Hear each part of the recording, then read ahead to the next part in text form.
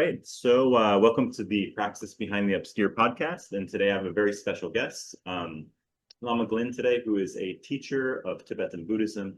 I personally, I believe I discovered him many years ago on the Guru Viking podcast, which I highly recommend. You can go there. I believe you have probably, I don't know how many, probably 10 or 15 interviews, quite a lot on that channel. So you can go check those out. And then I took some of his online courses and benefited a lot from those. He does have a pretty big sangha in Korea as well, where I was staying for a long time. And yeah, other than me explaining him, it would be better if you give a personal introduction. How did you get interested in Tibetan Buddhism and, kind of move over there to India in the 70s and study with all of those great masters? What was your inspiration? Maybe you can give the listeners a little background on that. From my side, my interest in international spirituality and, let's say, mystical experience was largely inspired by my mother. She was a British war bride. Hitler's work as a matchmaker is little appreciated. And so my dad, because to fight the Nazis and whatnot, to resist the incursions of Hitler and Hitlerian philosophy, joined the Canadian Army and went to Europe, and was there in the war for the whole 7 years and a few years after. And thanks to Hitler's bringing my dad to Europe, he met my mom, fell in love, and I am one of the products of that love. And there's probably quite a few hundreds of thousands, North Americans and Australians and peoples from other countries who, thanks to the matchmaking strategies of Adolf Hitler, brought our mums and dads in contact. And my mom was British war bride, and her dad had been in the British Army during the time of the British Raj in India and had served in India. And when he was in India, the young husband expedition in Tibet of 1904-05 happened. And when young husband, the head of that expedition, was in Lhasa, he went into the mountains for a walk and went into a trance. He went into a rough and tough and gruff soldier and came out a mystic. And a few years later, left the army and became president of the Mystical Society of England. But this created a kind of a fascination with Tibet. This kind of legend swept everywhere. And then the Dalai Lama the previous Dalai Lama, 13th, became a much beloved character, as did the Panchen Lama. And Tibetan Buddhism, you'd say, took on a kind of a very mystical air. And this is in England, which was very much a Christian nation. They didn't see these forms of spirituality being in conflict with one another, you could say. At the same time, my mom was also, as part of the English culture of the time, there used to be the expression, the sun never sets on the British Empire. So as a result, as a young woman, she had books by, say, Lao Tse of Taoism of China and something from Confucius, the Bhagavad Gita, Upanishads from India, the Rubaiyat of Omar Khayyam from the Sufi traditions. Sort of all these mystical sources came into her life, you could say, as afternoon readings. It wasn't she saw any of these as in conflict with Christianity. And so in my teen years, my dad would often travel with his work and be away from home for days, sometimes a few weeks at a time. And she would often bring over some interesting reads from any of these traditions. And over dinner at night, and things which were wise and witty, let's say, wise and witty. And she thought that would be useful for us. Now, I think of so I started out, you could say, as a avid reader of the world's wisdom literature.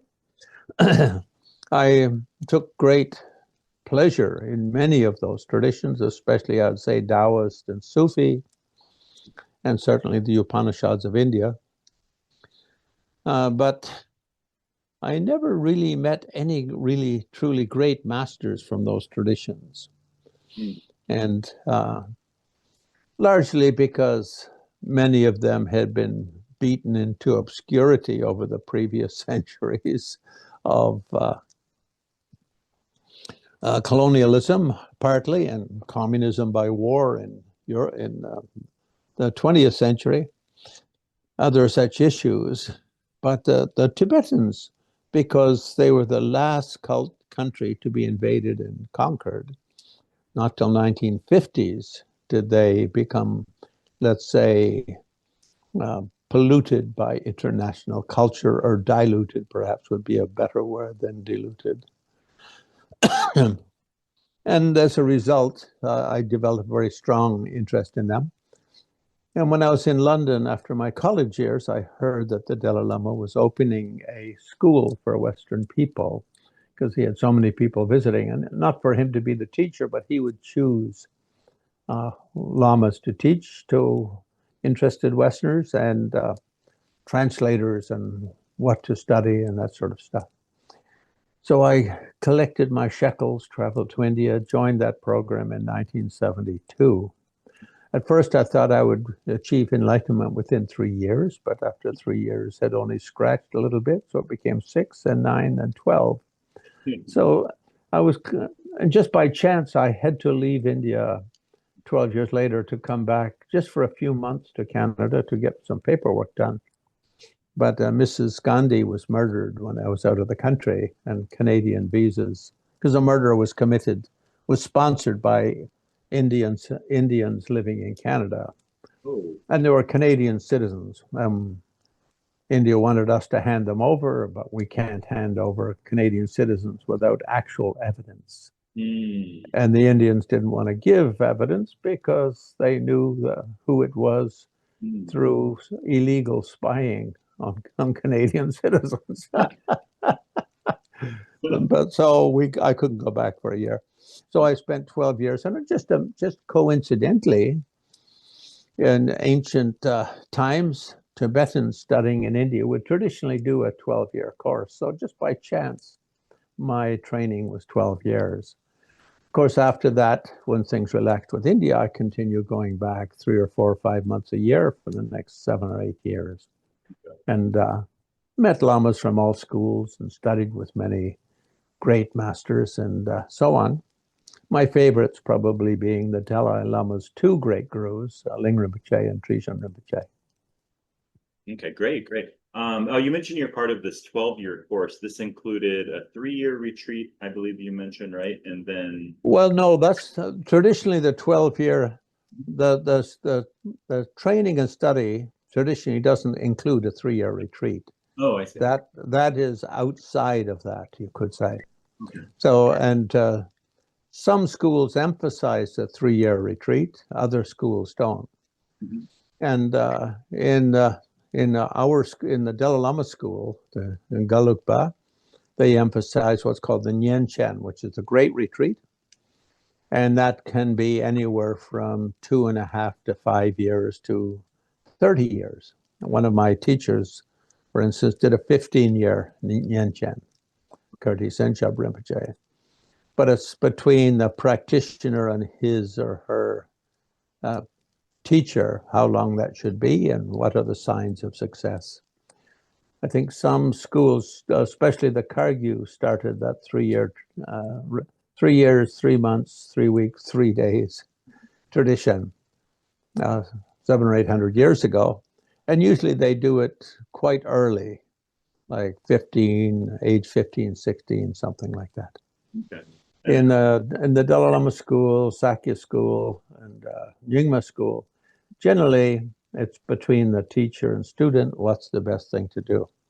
During our training, the emphasis was about 3 or 4 hours of study a day, and a couple of hours meditation morning and evening, an annual retreat. Mm. And that was kind of the emphasis. And later, then people doing whatever length retreats their individual teachers recommended.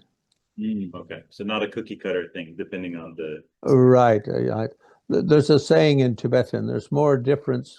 Lama rere chulugvere. Every lama is his own school, his own sect. There's often more difference between two given lamas than there is between two given schools. Yeah, that makes a lot of sense. That makes a lot of Yeah. sense. The theory behind the 3-year retreat is something to do with the wisdom winds and the karmic winds. Was that why that was invented or they created, I believe? I think, well, I have my own opinion on that, but my opinion is it was usually done in the teenage years, because that's when men and women are just exploding with sexual energy. Yeah. And so basically you put them in retreat and make them do 100,000 full-length body prostrations. That's very intense. And you keep them, occupied for like 14 hours a day, keeps them out of trouble. And 1 in 100 who does it will actually get some spiritual benefit. That's pretty funny.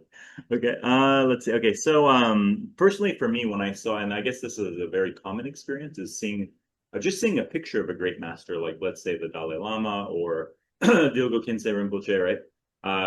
It can be enough to inspire somebody. It can be enough to move their heart, so to speak, right?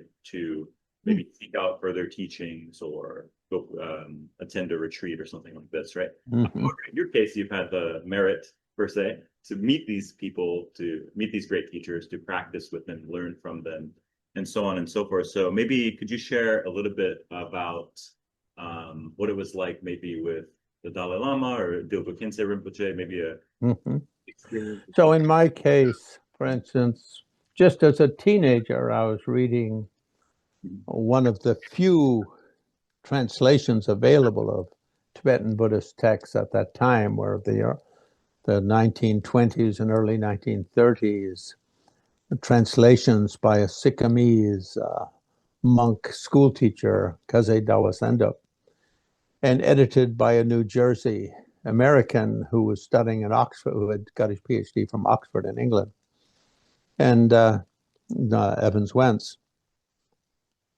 And just reading through the book, there was a note, Dalai Lama, on something to do with the Dalai Lama. And just when I read that name, it was sort of like all of the hairs on my body just sort of went zzz, kind of like that. It was very, very amazing. And really, it was like getting a mild, kind of very pleasant electric shock. And many years later, when I traveled to India and met the Dalai Lama in 1972, I had no idea what to expect him by. By that time, I had read quite a bit on Tibetan Buddhism and other Asian traditions, and had come with the thought to check out this school the Dalai Lama had opened for Western people. And the Dalai Lama walked out, and it was very amazing when he walked out. He had this kind of way of walking. And in Buddhist texts, you often see the enlightened being walks like a lion. Mm. And just, I mean, I wasn't thinking that, but just when I looked at him, just, my goodness, that guy walks like a lion. He just had this amazing energy, at once fully confident, but at the other hand, unassuming. At the once sort of bubbling and filled with joy and energy, but at the other hand, totally relaxed kind of thing. Then he walked out and he kind of looked at us and just sort of stretched a little bit. And he's not a tall guy, maybe 5'5" or 6 or 7, something like that. And he sort of just seemed to stretch and become like about 6 or 8 feet or 9 feet tall kind of thing.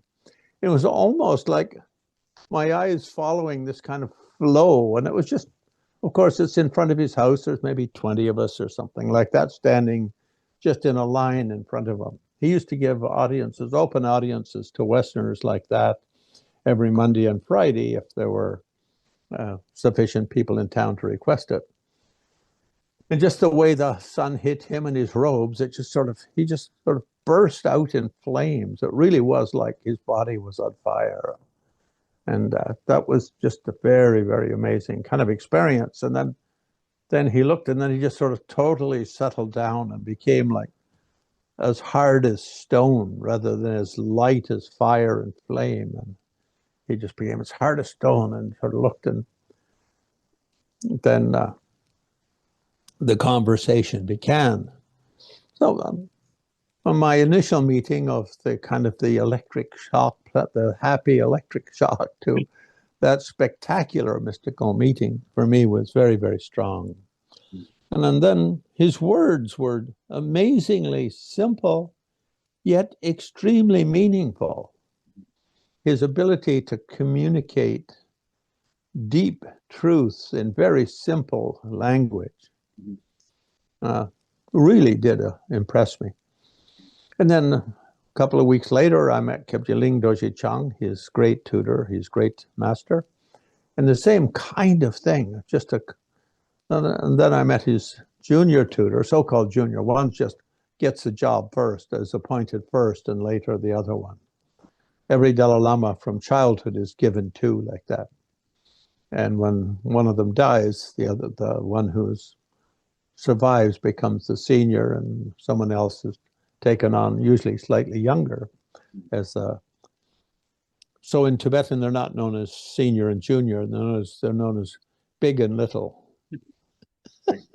Che Chung. The big Yungzen. Yungzen means complete. Jung is complete, and Zen means holding or protecting or like that. And so when I met the junior tutor, he was, even if it was possible to say, even more impressive when you sit with him, because he was so gentle and so soft, but at the same time, you had this feeling of just like you were in the presence of like a breathing lion or a tiger or something like that, even though it was completely relaxed, just the breathing and the way he spoke.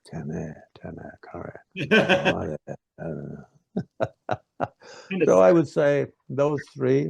Then Lama Tukdam Yeshe, who became famous around the world many years later for the string of Dharma centers. He created the Foundation for the Preservation of the Tibetan Tradition. Now I think they've got about 150 between strong centers and study centers around the world. Similarly, when he met the Khyentse Dorje Chung was giving his last teaching on the Chakra Samvara body mandala and also on 6 yogas of Naropa. He had sent him a telegram. He was living in Nepal at the time as a refugee with his Tulku ward, Lama Zopa, and invited them to come. And when he was there, Trijang Rinpoche requested him to give a talk to us. And he came in and sat down. He did the same thing that Dalai Lama did on the first word. He was quite short, like maybe 5'3" or 4", and he sat and just started stretching and just became enormous. And sort of like fire, like shooting out of his body in every direction. So like this real halo effect. And then he started chanting the mantra, Tadya Taum Muni Muni Ma Muni. So, and when he did it in that very deep way of chanting, that kind of way. And it was so strong, I thought there was an earthquake. And it's in the Tibetan Library building. And I almost jumped up and shouted, "Hey guys, earthquake, we better get out of here." And thank goodness I sort of controlled myself and looked over at the altar where there were some water offering bowls. And I noticed they weren't shaking or spilling. So I thought, oh, I guess it's my own personal earthquake. Oh, that's funny. Does anybody chant as cool as those Gyuto tantric monks? That's my question, because I remember the first time I believe I was in a music appreciation class in California in high school, and our teacher had us listen to music and chants of various traditions, and he brought in the CD of the Gyuto, the Gelugpa Gyuto tantric monks, and I remember very big impact on me I think I was 18 years old. And then just 2 days ago, actually, you connected me with a person in Taiwan, and they invited me to this Vajrayogini empowerment by the abbot of the Kyoto Tantric Monastery. And the monks there, like, I can't do it myself. It's called in English, they call it multiphonic chanting. So they're hitting various tones at the same time, which is very interesting. So I don't think I've heard anybody. Yeah, they start with a very low note. Yeah. Yeah. And you bring it right from the depth. Then they put in a middle note. Wow. Then on top of that, they put in the top note.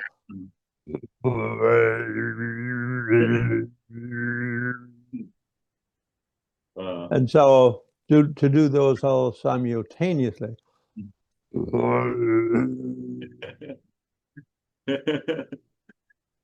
Wow. Hard to do though, huh? So they do well. This comes from Mongolian shamanism. Ah, okay, okay. Yeah. So when I was in Mongolia, I studied with some of the shamans many years later, like 30 years after I'd first came to Dharamsala.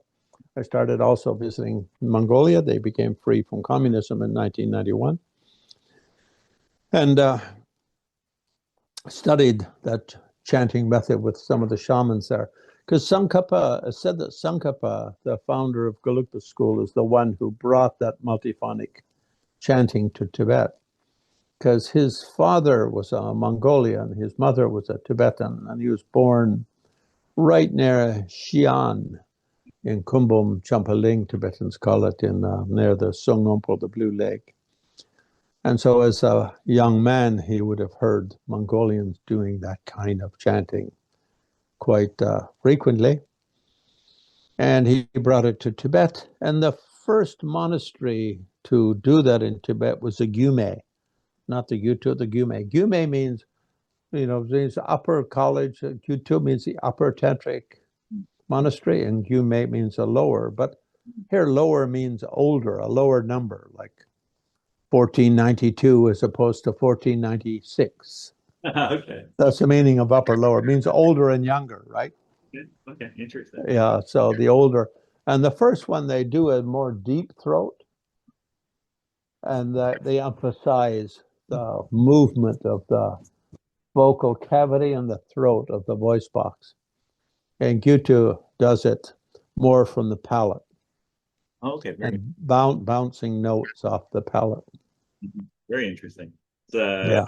Definitely something. So those two introduced it, and then it became popular. So now all schools do it to some extent. Oh, okay. But Gyuto and Gyume are the two, you could say, who established it as a tradition, and therefore it became very popular. Interesting. I didn't know it was imported from Mongolia. It kind of makes sense. And Gyume, the first tantric college, let's call it, the earlier tantric college, or tantric monastery, was founded by one of the 5 great disciples of Tsongkhapa, who became the great teacher of the first Dalai Lama. Oh. And Gyuto, the later tantric college, our second tantric college, was established by a disciple of the third Dalai Lama, who, by the way, was the first to carry first of the Gelugpa masters to widely teach in Mongolia. And from the time he went there in 1582, 3, 4, the Dalai Lama school became kind of the official spiritual tradition of Mongolia. There were other schools before that. Sakyas were quite big in the time of Kublai Khan, and Jonangpa taught there, some Nyingmas, some Karmakargyupas, and Drikung-Kargyupas. But from the time of the third Dalai Lama, most Mongolians became Dalai Lama school. And in fact, the name Dalai Lama is always something Gyatso. Gendun Gyatso, Sonam Gyatso, Yundan Gyatso, Losang Gyatso, Songyang Gyatso, Kesang Gyatso, Jamyang Gyatso, Lundo Gyatso, etc. Gyatso means ocean or sea, and the Mongolian word for that is Dalai. So they couldn't say the word Gyatso. It doesn't work in Mongolian. It's like French people trying to say this, that, or those. They'll say this or that or those. Yeah. It's Dalai Lama. Interesting. So that the king who brought that Dalai Lama to Mongolia, he wrote the thing calling him the Dalai Dorje Chung, the oceanic tantric Buddha. Do currently, so now in Mongolia, do they still chant in that manner, like the Gyuto monks? Oh, there's a lot. Oh, well, I mean, if you go online for YouTube, and the name of that kind of chanting in Mongolia, there's the very deep is called Hume, and the middle one is called Iskre, and the third, I can't remember the middle one. The high one is Iskre. Okay. And so if you look online for YouTube videos of Mongolian multiphonic singing, it's called Humi, Hummie, or Hoome. It can be spelled in either of those ways. Okay. And there's a lot of hip hop bands. Oh, I think I've heard. Yes. And they use kind of traditional instruments, maybe throw in a modern guitar or two. Okay. But do kind of a little bit more modern rhythm, the modern Humi singers. But shamans do it when they go in trance. So I did a video called Mongolian Shaman Festival or something like that. Every early April, the presidential shaman holds a great 3-day festival up near the border of Russia, on just off the main road going north from Ulaanbaatar up to Ulan-Ude, near what they call the Mother Tree. And all of his graduating shaman students go there. There's usually about 100 graduates a year from his shaman training. And then 4 or 5 other shaman teachers will come with their students and set up their own little tent and enclave, make bonfires and drum in the snow for 3 days and go into trance. Very cool. Check that out. Yeah. Okay, so actually that's definitely a topic I want to talk about maybe in a bit as well. But I'm also very curious because in terms of the Tibetan Buddhism, clearly, at least in Western countries, you see, the Nyingma, the Gelugpa, Kagyu, Sakyas, right? And I think these days, a little more, you see Jonangpa popping up a little bit more these days. And I've met a lot of Chinese people here recently, here in Taiwan or Malaysia, and seems like in mainland China, Jonangpa is still pretty preserved from what I see, but in Western countries, not as much from what I've seen. But anyway, we know it more as the 4 schools, at least that's what we hear. These 4 are the more common. Yeah, but I mean, it's kind of deceptive because Kagyu, for instance, has 12 schools. Right. And none of them have had any lineage affiliation for 800 years. Okay. They have their own transmissions, their own masters of transmissions, their own retreat centers. And probably the Drikung Kagyu was the biggest of those in Old Tibet. But not many of them made it into exile, so they had kind of a slow start, you could say, teaching in the West. But right now they've become quite big in the West, largely because of Garchen Rinpoche, who lives in Arizona. And he's been quite active, and he brings over other of his students, and maybe 20, 30 centers around the States and another 20, 30 around Europe. The first one to be very successful was actually the Karma Kagyu. And largely because of Chogyam Trungpa, and because he came to the States in 1972, but I think came to England in like the mid-60s, so only 6 years after they came into exile. And his sponsor managed to get him into a program at Oxford University with a few other lamas. Also, Sogyal Tulku went there to Oxford. And it was Oxford's way of bringing over promising young tulkus from the refugee community. And So in the early days, Trungpa was quite successful with Karma Kagyu. And then Karmapa and Kalu Rinpoche, although Kalu Rinpoche these days is Shengpa, a totally different school. It's a fifth, because even though the last name is Kagyu, it doesn't mean Kagyu. Mm. Ka just means teachings of Buddha, and Gyu means lineage. Mm. Buddha lineage teaching. That's all the meaning is. And then the Kadampa, the old school, which became the foundations of most of the other schools, sort of adopted them. But they've been spread quite widely around the West with the new Kadampa school. A little bit controversial school because they had a sort of a, may I say, pissing contest with the Dalai Lama and his government. And so they sort of became persona non grata in a lot of the Tibetan refugee communities in India. Right. But some very good lamas, very great practitioners, and a very good training program. So I try not to get involved in those kind of disputes. Now in Tibet, in India, you also had this big dispute between the Karma Kagyu, Drukpa Kagyu, and Drikung Kagyu. Because in Tibet, the emperor of China, the king of China, had given the Karmapa a black hat made of the hair from 1,000 Chinese virgins. Yeah.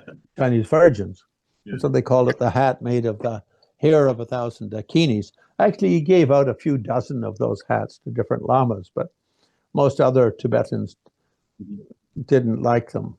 And so they just either put them on their bed or threw them away. But Karmapa's people kind of used that to promote him as the Chinese emperor's choice of who should be Lama King of Tibet kind of thing. So then that got them into a dispute with the Drikung, who had never been any connection with Karma Kagyu other than from the time of Chigam Sungan, the time of Pamo Trukpa, or Gompopa, really. Gompopa was the last time. So it's like, the early 1100s. And so they didn't like that very much. And then Drukpa didn't care for it. And of course, the other Kagyu schools also. But in the time of about a century, half a century before the fifth Dalai Lama, the Karma Kagyu and their kings and their patrons tried to bring all of those Kagyu schools together as one school under the Karmapa. No. And no one was having anything to do with that. And that continued throughout the rest of Tibet. So they just sort of became isolated schools. Mm. But it led to a head in the early 1600s, maybe 1630, because the kings of Shigatse and other places around Kham, trying to unite those schools under Karmapa, tried to grab the head of the incarnate head of the Drukpa Kagyu, and he ran away to Bhutan. And Drukpa means dragon, and he ran away to Bhutan with a small army protecting him. And he was a very young kid, and then had the biggest army in Bhutan, so united the country under him. And he became the Lama King of Bhutan. And to let Karmapa's people know that it wasn't going to be a Karma Kagyu place, he named it the Drukyul, the land of the dragon. I mean, the dragon Kagyu. Even to this, it's a Drukpa Kagyu country. I think the whole country is, they have different traditions, of course, too, but. No, it's the name of the country. He renamed it as the land of the dragon. And in other words, of the Drukpa Kagyu. Drukpa Kagyu, let's say Drukpa Kagyu Astan. Or Drukpa Kagyu land, something like that, instead of England or Iceland, Drukpa Kagyu land. Right. And that continued, and it came into India, and is still kind of there, you could say. Because in India, the only one to make it into exile was the Karmapa. And then a few years later, the heads of the other schools came out, and became a problem having 4 schools of Tibetan Buddhism, because they didn't they didn't at all consider Karmapa representing them in any way. It's like saying if you're I don't know, if you're saying you're an Iroquois Indian, and in the South there's the Seminole down in Florida, and their chiefs one chief represents both of them. It just doesn't work like that in terms of lineage or history. Right. Anyway, maybe you don't need to put that in the podcast because people might take offense. That's interesting stuff. In terms of, so we talked a little bit about the different Kagyu, Gelug. How about Sakya and Nyingma? Can you speak a little bit on those traditions too? Well, just all the different schools of Tibetan Buddhism, we could say, are based on what is called the Ngargyur, the early transmissions. Gyur can mean translation, but it can also mean transmission. And that means everyone up until about the year 1020, 1030, 1040. So whatever Buddhism came to Tibet before that, we can put it in a number of lines, but you have to put King Songtsen Gampo as a dividing line in about 630. And he made a unified language, made a Tibetan script based on easy Sanskrit, you could say. And that translations into Tibet should be made into that script. So before that, translations could be go into a Chinese, who was being used in Tibet, could be go into to a kind of Nepali Sanskrit and Newar Buddhist Sanskrit, could go into Kashmiri from the west, could go into Khotanese from the north, Tengut from the northeast. All those scripts were in use and languages were in use throughout Tibet. Songtsen Gampo's big effort in unifying the newly created Tibet under him was to have one script and one language, at least from the written side, and especially from the Dharma side. And so we could say up to him is one kind of Buddhism, kind of as a multicultural Buddhism in multi-languages. Then from his time, everything became in his script, his language. And so the early transmissions go from then, using the dictionary created at that period, roughly 650, until about 1020, 30, 40, 50. And then new dictionaries were made using the same script. But let's say that with now 400 years of Buddhist experience, Tibetans have different ideas for how to translate different Sanskrit terms. So translations and transmissions after that became known as Chigyur. The later transmissions, later translations. The character of the early transmissions from the time of Songtsen Gampo until that time, we could say were largely influenced by Bonpo terminology. So we have words like Dzogchen, which isn't used in any of the new schools or in any of those dictionaries in the new schools. Well, it'll appear there as a word used, but none of the masters from Central India, South India, Bengal, any of those areas use that term, whereas the Bonpos had been using it for hundreds of years. So it comes into Buddhism from that kind of a way. So the new translations use something of a new terminology, and they more emphasize the translations from the Kashmir, the immediate surroundings of Tibet, Kashmir, and to the south, Bihar and Bengal and Orissa, those areas, and have that kind of a character, you could say. And so we can just call those the two early transmissions. Then the later transmissions begin in about 1020 to 1050 with Marpa, Milarepa for Kagyu, and they largely bring in the lineages of Naropa, Tilopa, Maitripa, Sukhasiddhi, these various Mahasiddhas from central India. And Sakyas, who they're the closest to Tibet, so they also, to India and to Nepal, so they also bring in a lot of lineages from those same masters, and a few of their own, Virupa being the most important. And other schools at that time, the Ralugpa from Ralotsuwa brought in many, and three various transmissions from lamas who lived in the Sakya area, and therefore you could say were under strong influence from the Sakya kings. So they're kind of later became loosely grouped together as Sakyas. And many kind of independent little lineages, like the Shengpa lineage, where Khyumpo Naljar goes to India, studies with several people, and brings back his lineages.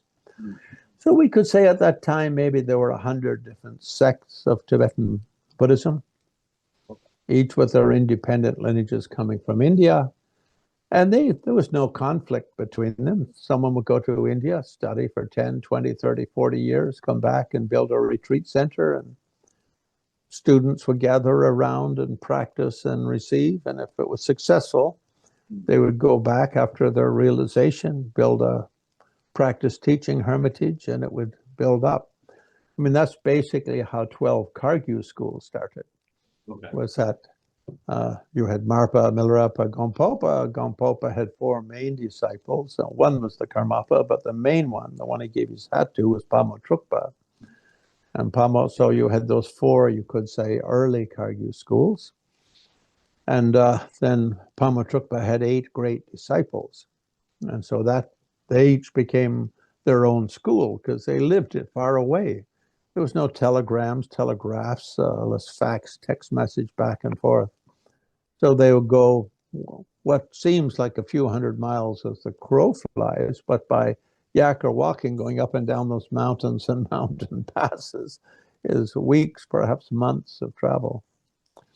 So in that way, you had all of these little schools form. And I don't think anyone thought of anything as sects in those days. We don't see mention of 4 schools or 3 schools or 12 schools in any of the early literature. And then the Kadampa formed and like that. And probably the Tibetan movement toward a kind of a more sect awareness comes with the Sakyas, because Kublai Khan had a miracle contest to determine what religion he would make his newly established empire. And different lamas from different schools came, and some Christians, some Taoists, and I'm not sure of the whole list of everyone coming. And they all did their little miracles. But Chogyal Pakpa, Sakya Lama, won. The 2 main famous Tibetan ones were Chogyal Pakpa and Karmapa.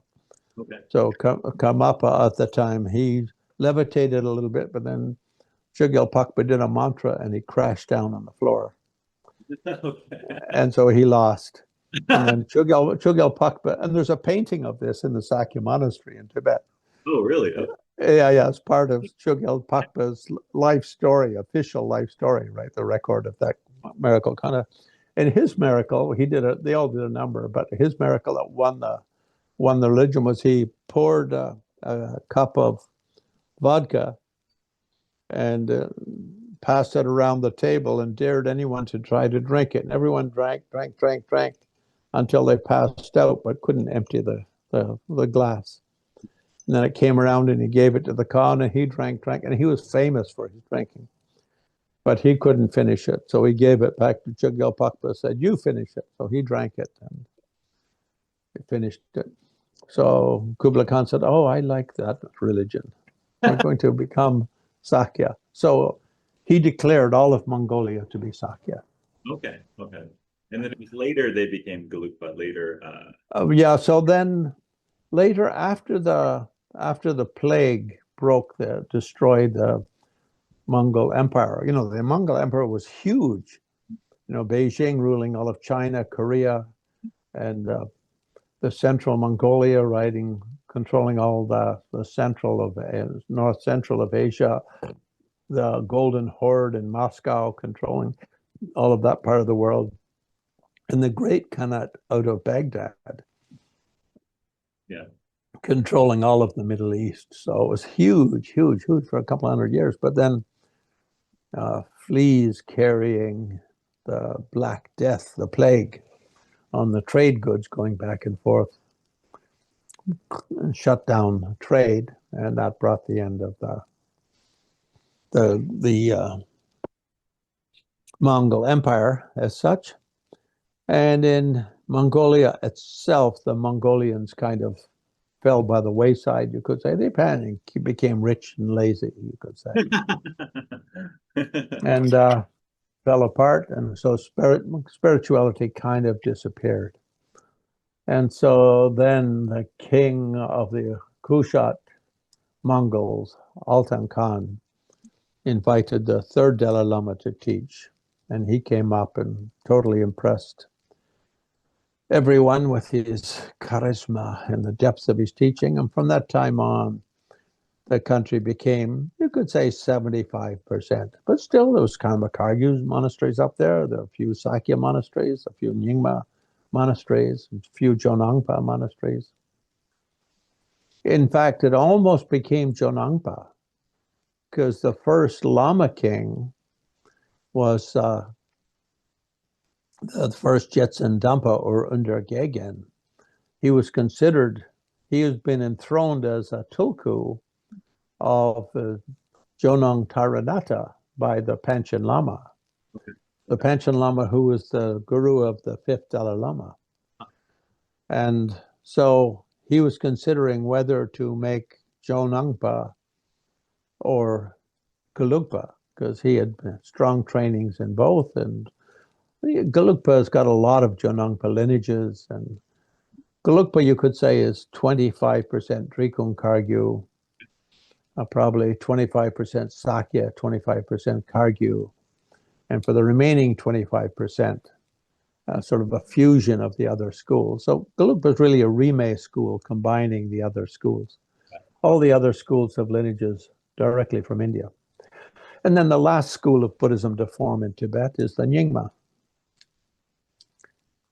Oh, it's the last school to develop, you said, in Tibet. The Nyingma. Yeah, because the old school of the Ngargyur, the early transmission school, kind of disappeared in the 10th century by the civil wars, and all the monasteries were destroyed, and they'd become very weak anyway, and sort of fallen apart, because after the first three great Dharma kings, the third one, then Lung Dharma, sort of became very anti-Buddhist. Okay. And sort of tried to stamp out Buddhism, and to a large extent did.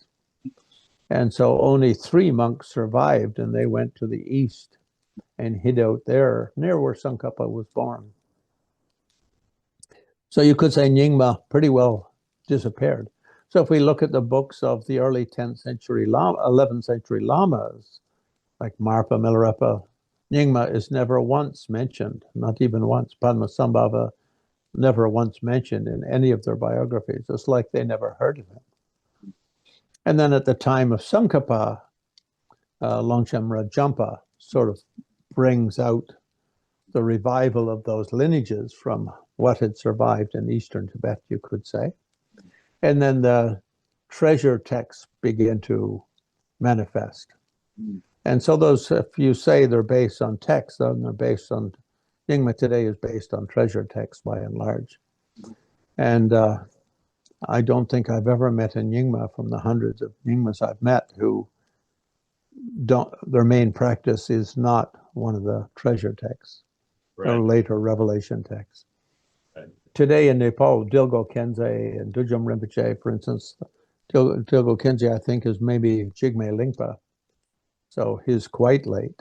And the Dudjom Rinpoche's lineages are from the first Dudjom Lingpa.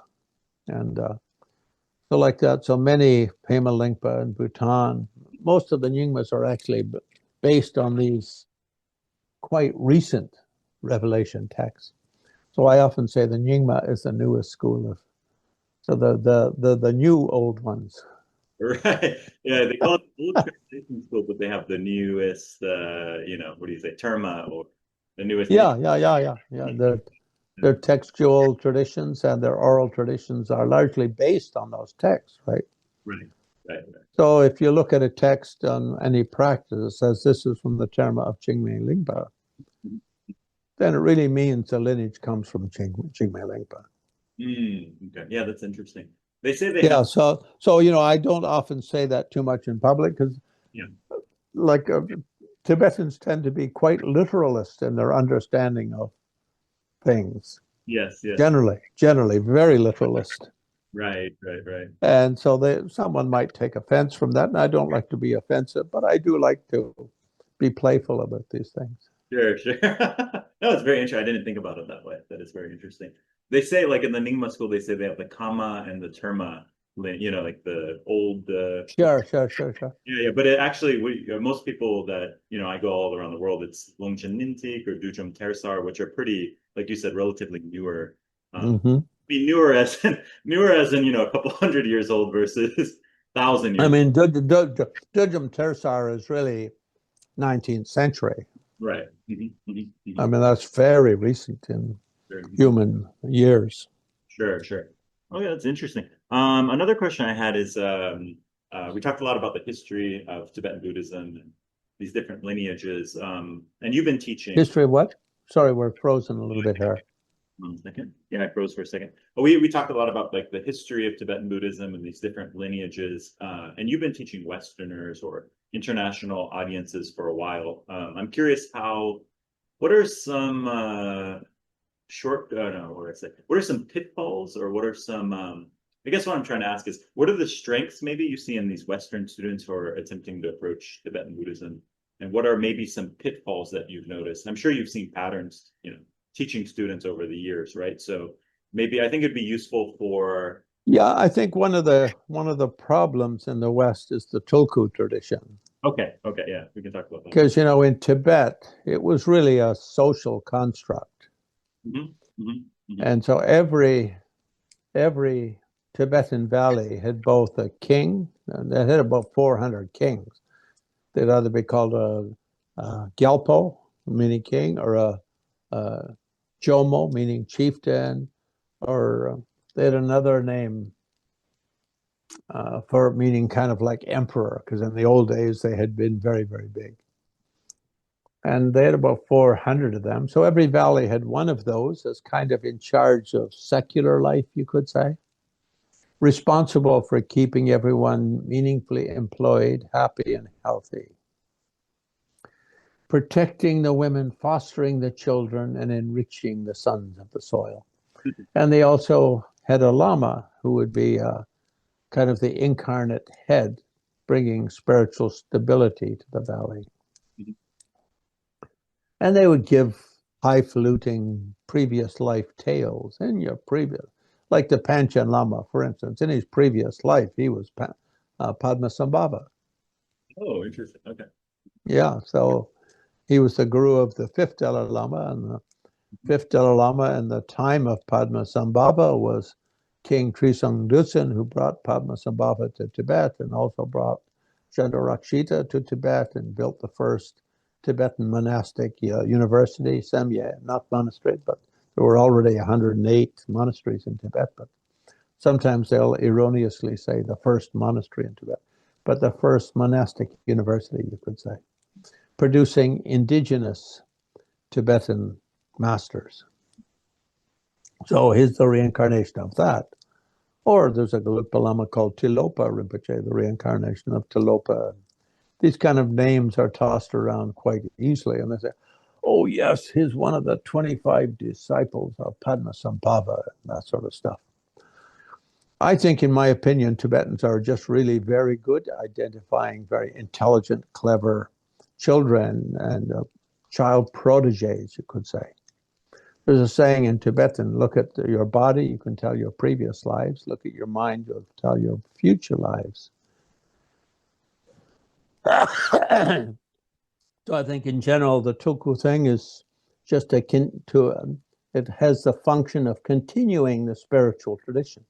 And traditionally, the way it works is an old guy dies, an old master dies, and his students look for a child who they bring up and give back the lineages of that person and bring that person up with the strong belief that they are in fact a reincarnation of that person.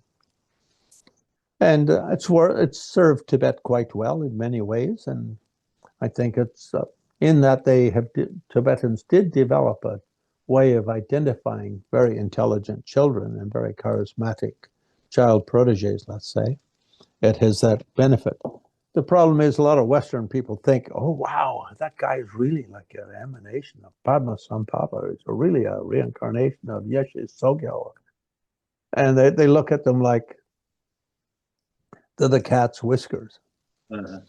And it's really very silly because these people are very ordinary people. They're just like you and me, who got a very good education, a very good training, but from age 2, 3, or 4 were brought up with this sort of strong projection. Now, come on, you're carrying the lineage of the first Dalai Lama Gyalwa Gendon Trup, so you should be really sharp. And of course, they are given the best tutors. They are given very good training. And most monks in the monastery get mediocre food because monasteries are rarely rich. They get, very good food. Most monks get kind of mediocre medical service, whereas they get super attention because their role is very big, right? It's equal to a king. Right. In the valley, the king and the tulku are kind of equal in terms of their service. It's just one is serving the physical side of human life in that valley, and the other is serving the spiritual life. And and most tulkus actually end up spending 90% of the time as fundraisers for for the monasteries in their valley, right? Because you've got 500 monks in your monastery. Who's going to feed 500 monks three times a day, clothe them, get them medicine when they're sick, and so on. So usually the tulkus, that's one of the big roles for them, is the fundraising. And that's one reason why in a lot of the schools only tulkus give initiations, because an initiation is where there's a bigger sort of cash flow, you could say. If you teach, like Dalai Lama often says, the reason I give a lot of initiations is then thousands and thousands and thousands of people come. If I say I'm giving a teaching, a few hundred people will come. And so he says, that's the way I trick people into getting actual Dharma teaching, which I think is a beautiful idea, right? I mean, he's very witty. He's such a wonderful, wonderful human being, and he's very honest and direct with these things. That's good. That's funny. Yeah, so I think that the tulkus do often become the best teachers in the West because they have the best education, sure, the best upbringing, the best tutors, and very often their role is as the sort of equal to the king of their valley. So they got a very close relationship with non-monk people. Yeah.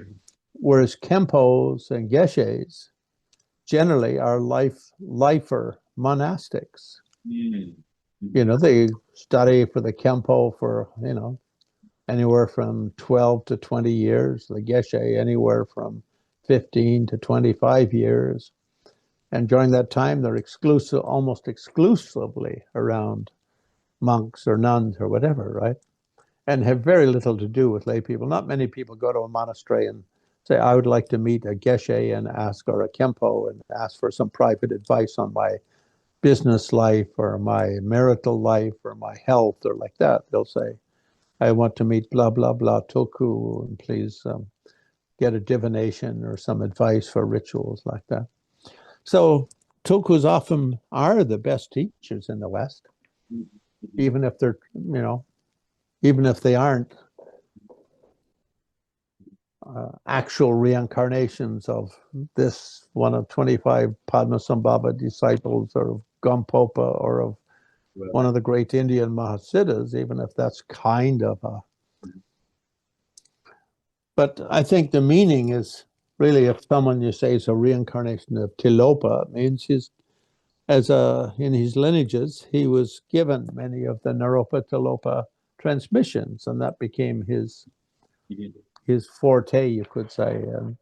In Nepal and Mongolia, they've got a Tulo Tulku, and he's a friend of mine. Wonderful, wonderful man, fabulous character, really, really very wonderful.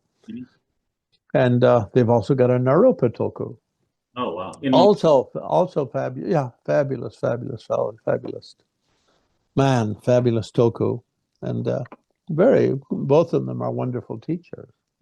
But I think very often they're brought up to think of themselves in that capacity, and they're given the best teachers and the best training, and therefore, and because in their private life they're meeting ordinary people from everything from sickness to weddings to funerals and advice in business and all that, you could say they have the widest way of thinking of things and looking at things.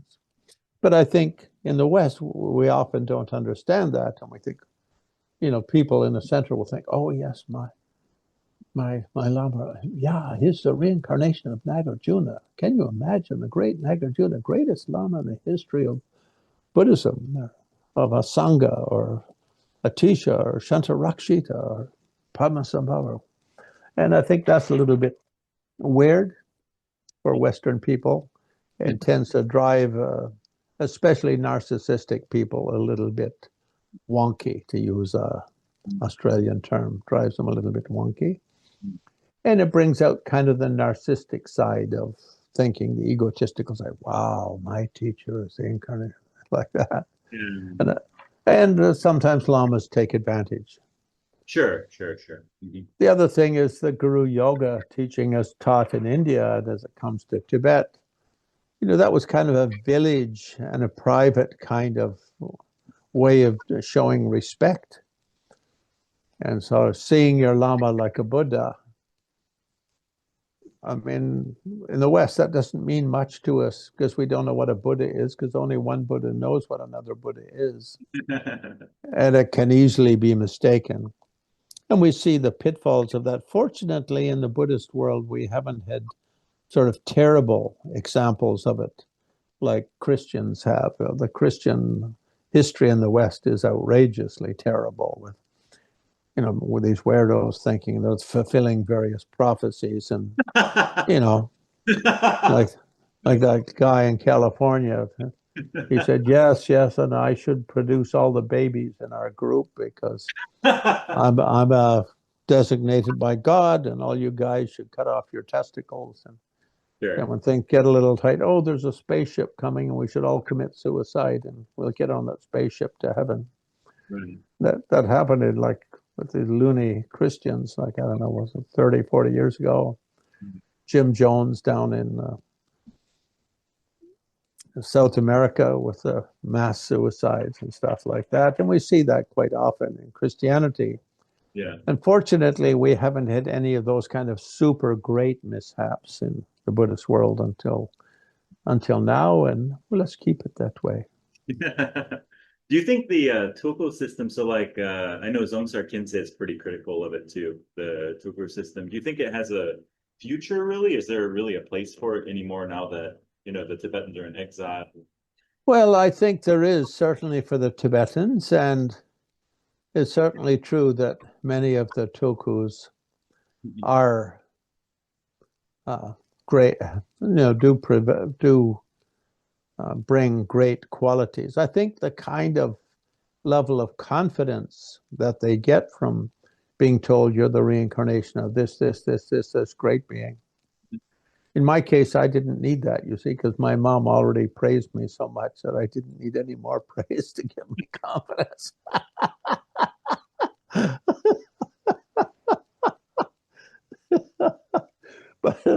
But I think, I like when I used to bring Lama tours to America, and we'd travel through 100 tours, 100 cities, and perform sacred music, sacred dance. I would always ask to have at least one tulku included to give initiations and public talks, because they're, like most monks, are very humble and very shy and a little bit nervous around people who have sex.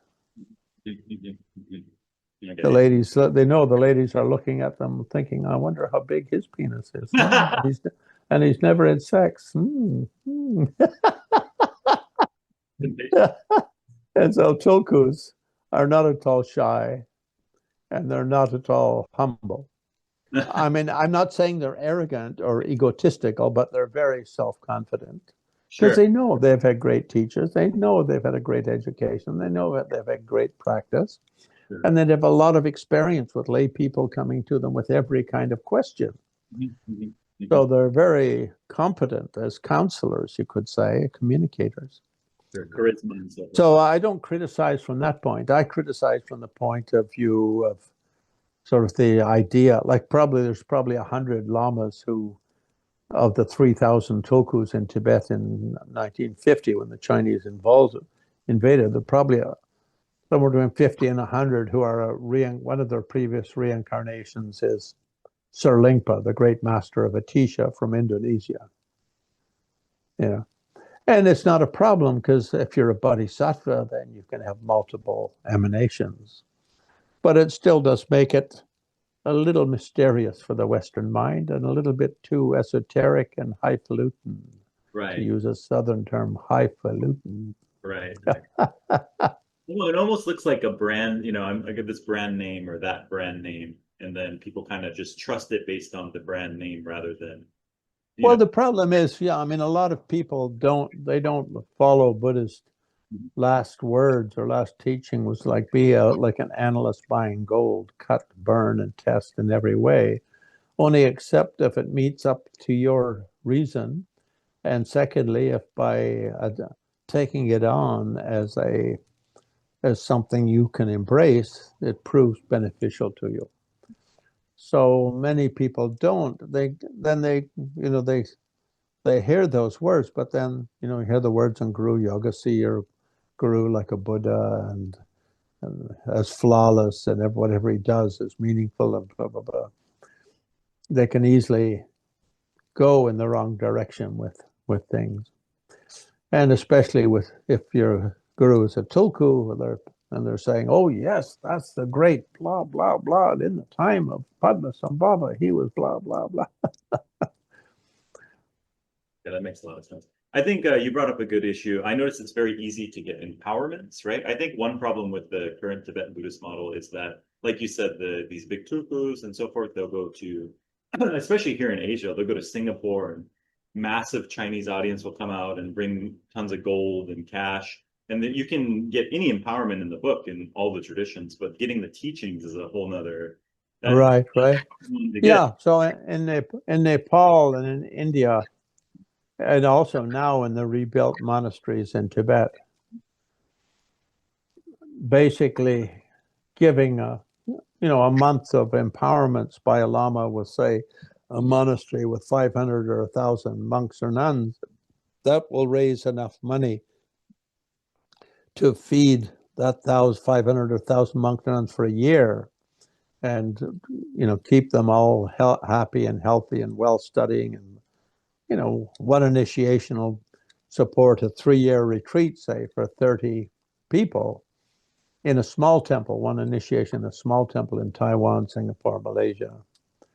Like, for instance, when I was in Nepal, Bodhanath, Kathmandu, maybe the year before COVID, so maybe in 2019, 2020, I met the main attendant of one of the great Karmakagyu lamas, one of the great ones. He's not even a famous lama. I mean, he's quite big, but his dad was very, very famous.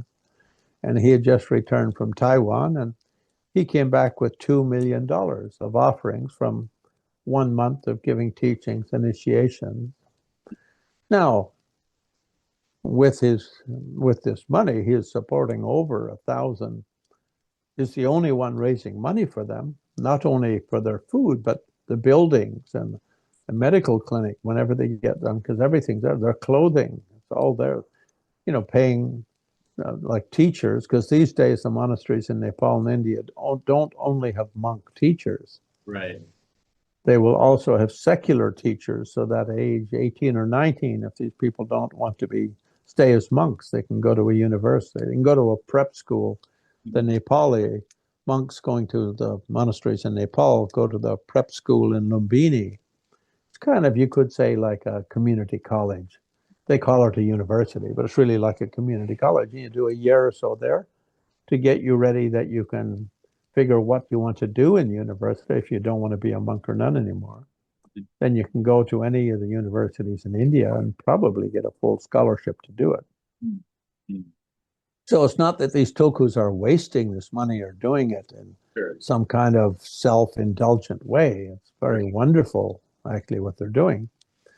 But on the other hand, for your average practitioner, it's very nice that they do get to sponsor and help those things. But in terms of the increase of their own Dharma knowledge, it can fall behind a little bit. Yeah, totally agree with that.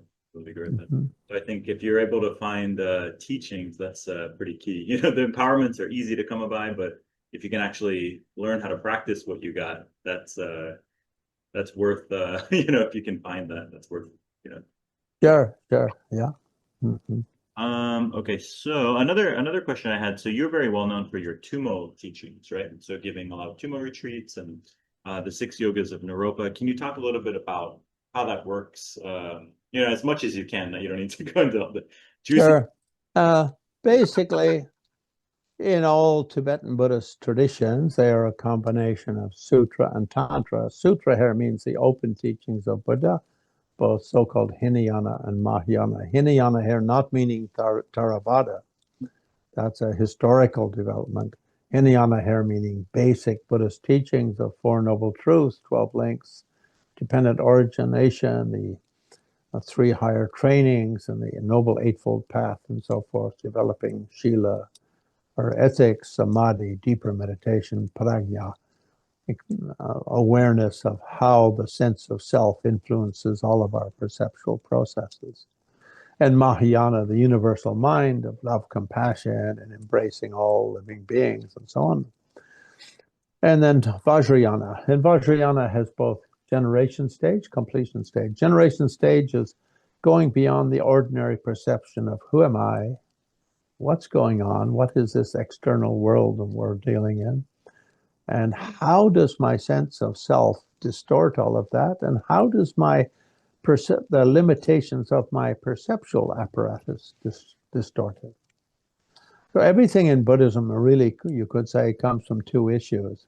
One is, how do we understand who am I? And by nature, every I is selfish. There's I and other.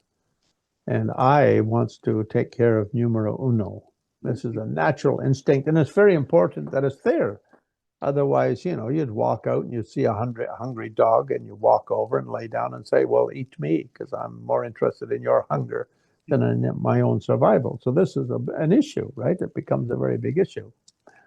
So Buddha spoke about the middle way between balancing how the ordinary instinctual mind works and how the deeper reality works. And we don't really notice we're interconnected with all things. Therefore, the external world, or what is different, is our right hand and our left hand. Of course, there's a difference between right hand and left hand, but it's all interconnected. And so Mahayana emphasizes, you could say, universal love, compassion for all living beings, and the achievement of Samyak Sambodhi, highest enlightenment, as a way of bringing benefit to self and all others. But Tantra says, well, the way perceptual apparatus works is to naturally distort everything. And Albert Einstein refers to that as, the optical illusion. Mm-hmm. A rock looks solid, but it's not solid. It's just atoms. And an atom is as big as our solar system, and it's basically just a little electric unit spinning and flying. And it's like the size of a, goodness knows what, tiny. And so noticing how I don't know who I am, I don't know what this body is, I don't know what this mind is, I don't know what's going on. So let's play some tantric theater to give me a deeper sense of self. And so we change our sense of our body from I'm Lama Glenn, 76 years old, and in this condition and that condition and this heritage and this century and that education.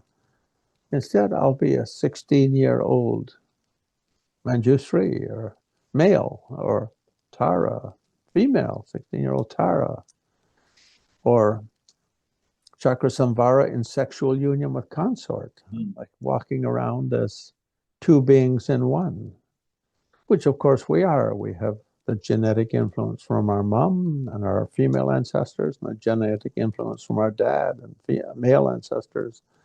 We have the karmic influences from our previous lives as males, previous lives as females.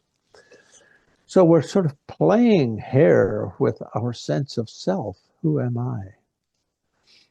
And then in terms of what is this? What's going on with the world? Not to look upon it like I'm here in the secular world, a secular world, sort of the laws of the jungle fighting for this, that, and the other, and contesting with this, that, and the other. In fact, everything is really cooperating. Nothing's really in conflict. They're really all cooperating. The idea of conflict is just kind of like we see a natural sort of dance for a dominant position in the tango of life. And we take that as a conflict. It's not.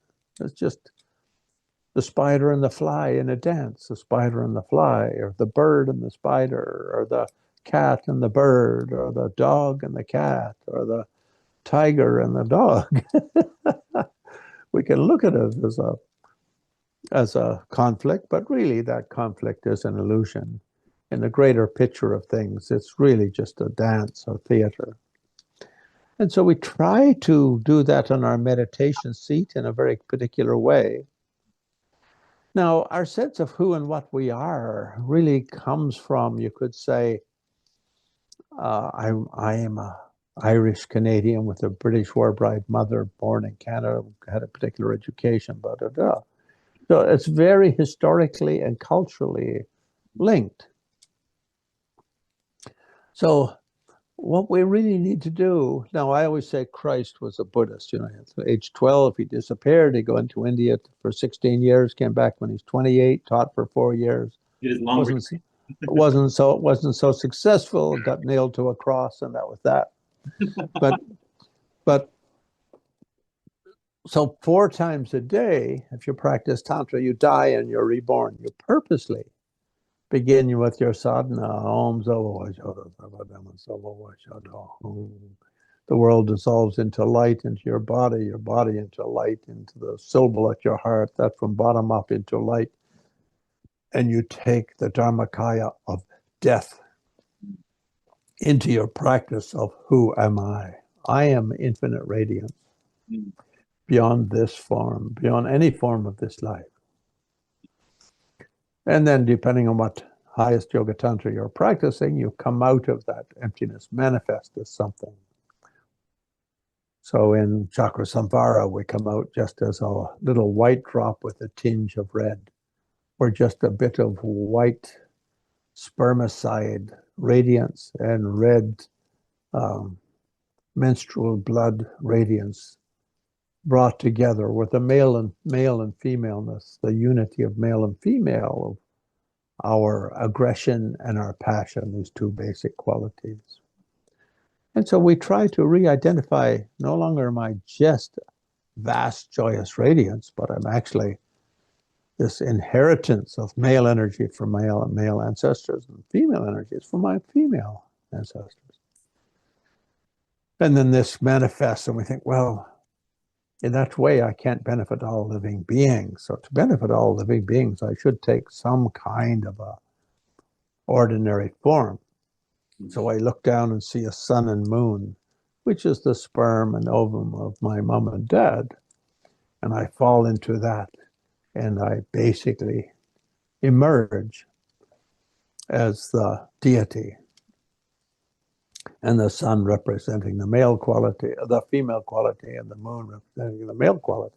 So even if I'm Tara, I'm basically male-female in that way. Or if I'm Shenrazi, a male deity, I'm male-female. uh, those two qualities, but on a spiritual level, not you could say on a sexual level, on a spiritual level. If you want to know sexually, you can just look down between your legs, and that will give you a hint at what you are. There's a sort of a saying along those lines in the Tibetan world. Whenever you're confused about gender identification, strip yourself naked, get in the bathtub, and play with your genitalia. Easy to find, hopefully. Yeah. What? It's probably easy to find that way. Yeah. Yeah, that'll give you a clue at least. Point you in the right direction. Point you in the right direction.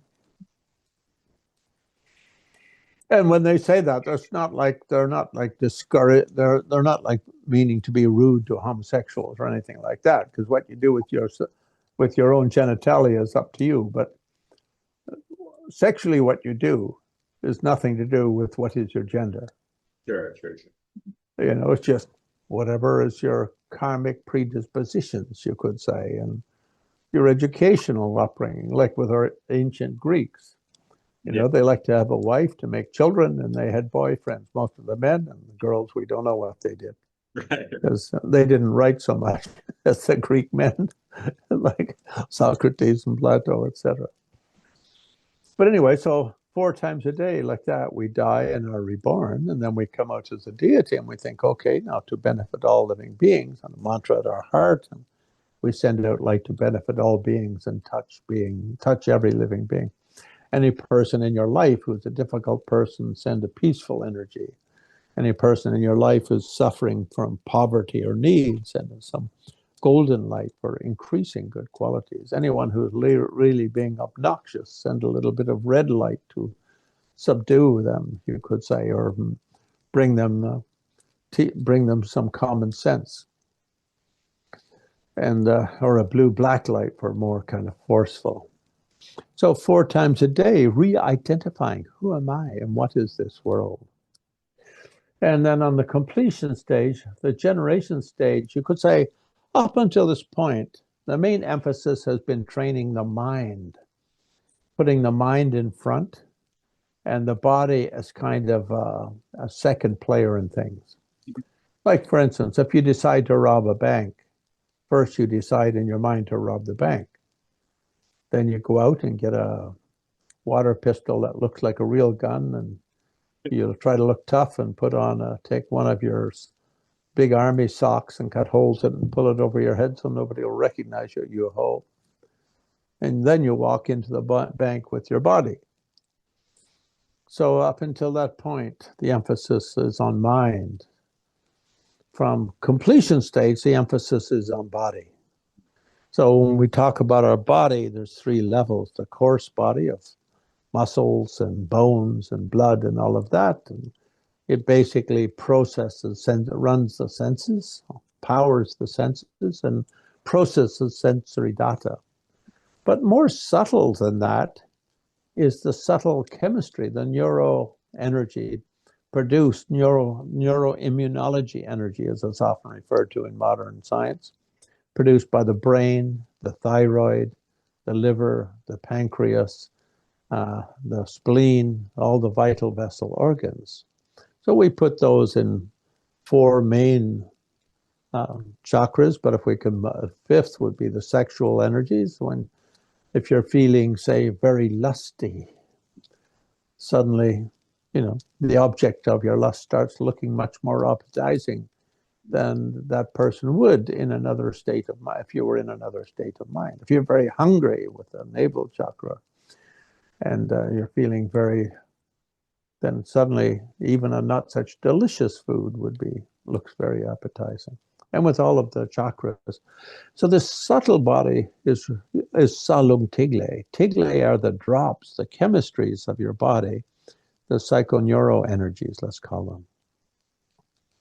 Now, if we can isolate our consciousness, if we can cause the coarse body to sort of fall asleep, and then the little mice of our psychoneurochemistry to become main dominant forces, then our consciousness would arise from those subtle sources, and we would have a much more subtle state of consciousness. Now, if we can balance the male-female energies, the male-female drops, the male-female chemistry in each of the 4, 5, 6, 7, 9 chakras, then our state of consciousness is similarly elevated. In other words, up until the end of generation stage for Sutra, Hinayana, Mahayana, and first stage Tantra, the emphasis is on the mind. And the body will follow if you put the mind in the right way. You're angry. You say to yourself, Glenn, that fellow Ryan needs a punch in the nose. And then you say, oh, wait, Glenn, practice patience. No need to punch Ryan in the nose. So that determination of the mind, or your power to control your mind or to direct your mind, will have a big effect on your life. Like, for instance, your nose doesn't get broken as a result. I don't get sued for breaking your nose. The police don't come to my house and arrest me for a great assault, causing gross bodily harm, and your friends and lovers will thank me for many years to come for leaving you with a nice looking nose. But so that first part, where mostly you could say is putting the mind as the dominant factor, and then the rest of your life follows. If you practice kindness of the mind, then the body will become more gentle and kind in its actions, and the way you speak to others will be more kind and helpful and loving. That'll improve your life, and it'll improve the lives of those around you considerably. So you could say that's the basis of Buddhism, is that, but on a more subtle level, the way our psychoneural energies are working really override all of that. You can be completely determined, I'm not going to get angry. But if chemistry is released in your body of fight or flight, you'll have the sense of fight or flight, and that'll become very, very strong. So if you can control that flight or fight chemical, things change very much. It has a much bigger, faster rate of transformation. So it's often said, if you can practice one day of Tummo successfully, it's like 100 years of mind practice. Mm-hmm. The question is, who can practice one day of Tummo successfully? You say it's not as easy as it sounds, because you have to get into the very subtle energy flows of your body-mind complex, and you have to be able to, you could say, sedate the senses and sedate the ordinary coarse bodily processes. So Tummo is mainly here talking about going beyond the coarse body-mind, generating the Vajra body by balancing male and female energies in the brain, in the throat, in the heart, in the navel, really meaning the liver and the gallbladder and the spleen and all of these, and then the secret chakra, which is the sexual chakras, and the adrenal glands, and your testicles, or your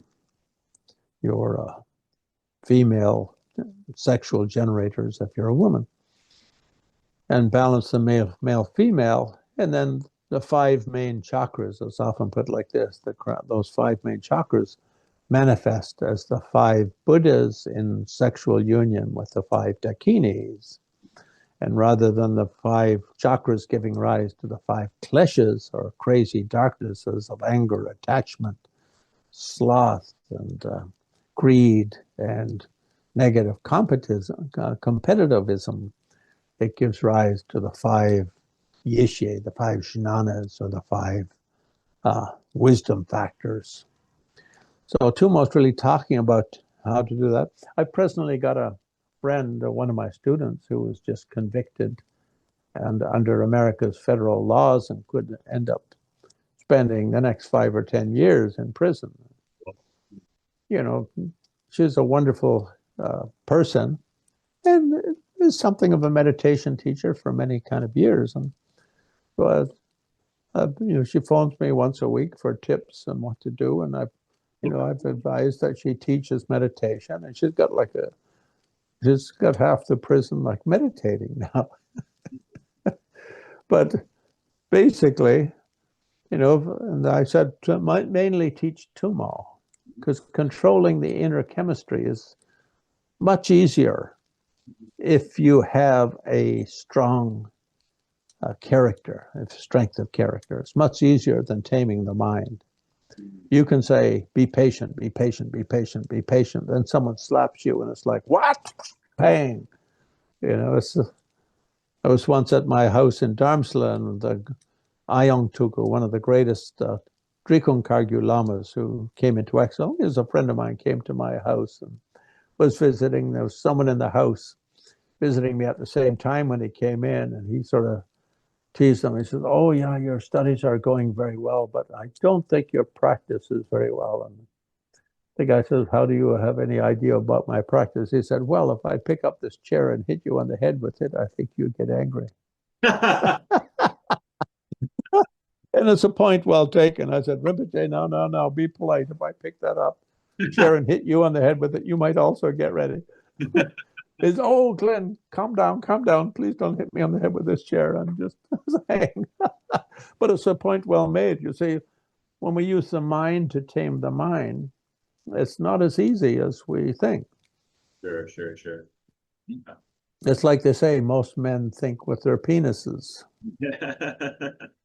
It means you can say, I'm going to be cool or relaxed or whatever, but when the sexual energies are released into your body, your mind kind of is taken over by those waves of sexual energy or aggressive energy or greed energy or whatever. Yeah, so that's the main purpose of Tummo. And a third level of Tantra, you could say, a third level of Buddhism, is if you can go beyond that chemistry. You get into the very subtle levels of mind and energy that travel from lifetime to lifetime. The karmic seeds that are really the most subtle physical level of who you are, of your embodiment. And that's a whole other level beyond Tummo. And so that often goes into the categories in the 6 yogas of Naropa as the illusory body and clear light yogas.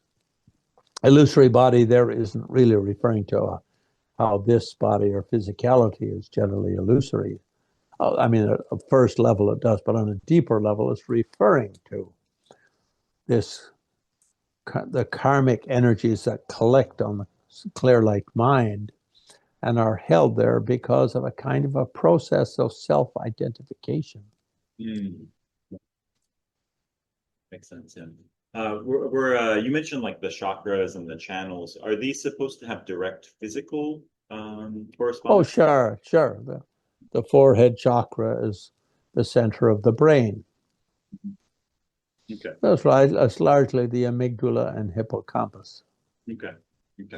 Now, in the highest Yoga Tantra, we talk about 9 chakras in the brain, 9 main brain centers. And as we know, the one in front, frontal lobes control a lot of emotional impact. So the early days in frontal lobe lobotomy, if someone was very depressed and worrying, they stick a needle in over your eyeball and swish it back and forth and cut out, rip your frontal lobes to shreds. Yeah. And there was that wonderful book, One Flew Over the Cuckoo's Nest, and a movie made from it with Jack Nicholson in it. I worked after college when I went to England. I spent a winter there. I wanted to meet my mom's side of the family before I later went to India. I worked in a mental hospital, and I met quite a few people to whom frontal lobe lobotomy had been performed. The other thing they do is electrotherapy, where they don't totally destroy them, but they put electric anodes there and shoot electricity through them, and just sort of fry them and scramble them a bit. And that sort of changes the way you think for the next few months. Oh, that's terrible. Yeah. I mean, that's not a thing anymore, though, right? The lobotomy, that went out. Lobotomy is very rare in the whole white world. Sure. but it's still practiced in non-white countries or non-white dominant countries. Interesting. But electro Shock impulse. shock therapy is still practiced in quite a few Western countries. Okay. Okay. Another question. So one thing I'm very confused about, I did watch some documentaries on Tukdam, the phenomenon of Tukdam, which seems to be a very hot topic these days. There's been some movies, some documentaries, a lot of teachings going on about this. Yeah, so I was just curious. I'm confused about a few aspects of it. So, for example, like what determines how long somebody rests in Tukdam? What brings that practice to an end? What is considered like a successful Tukdam? Well, I think Tukdam is really based on the third level of practice: body, the coarse body, then the subtle body, then the most subtle body. So it's the ability beyond balancing male, female, and the 5, 6, 7 chakras. Then the next level is we bring all of the male energies from the brain and the female energies from the chi center, as the Chinese call it, to the heart, and we bring those together and rest mind within that heart chakra. And yogis who can do this can hold their breath for long periods of time, hours, days, even weeks, and meditate on that very subtle level of consciousness arising purely from karmic, in the sort of, you could say, support of male female energies collected over the stream of lifetimes.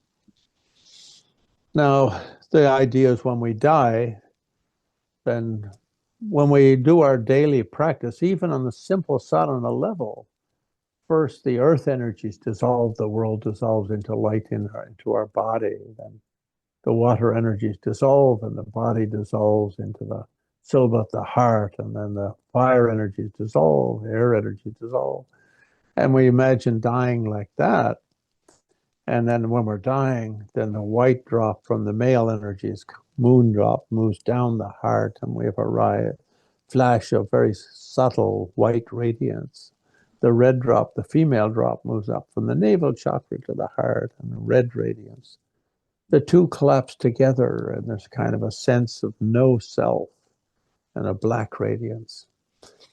And then the pure radiance of the primordial clear light mind, the fourth radiance, as it's known, clear light mind, arises.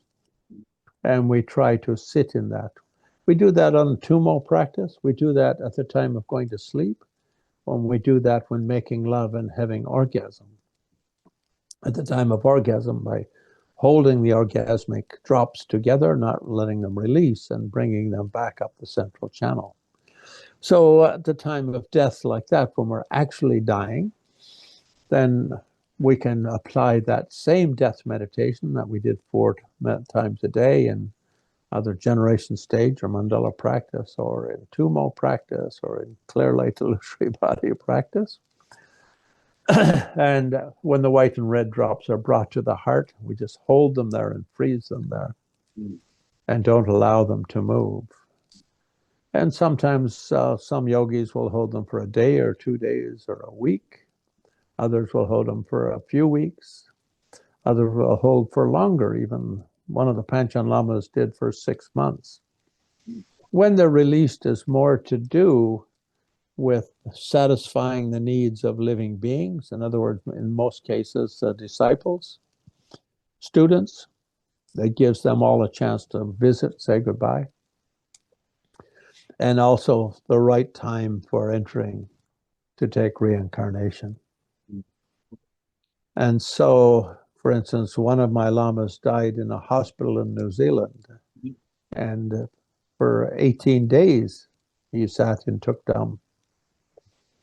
And for that whole 18 days, although there's no breathing or no heartbeat, there's no stench from the body or no other signs of death. Another of my lamas who died in Dharamsala, he sat for 3 days like that. Now, they have an attendant, usually a close disciple or the main descendant, and they say, And after the Tukdam is released, usually the head will just move a little bit and a white drop will be released from the nose and a red drop from the sexual aperture.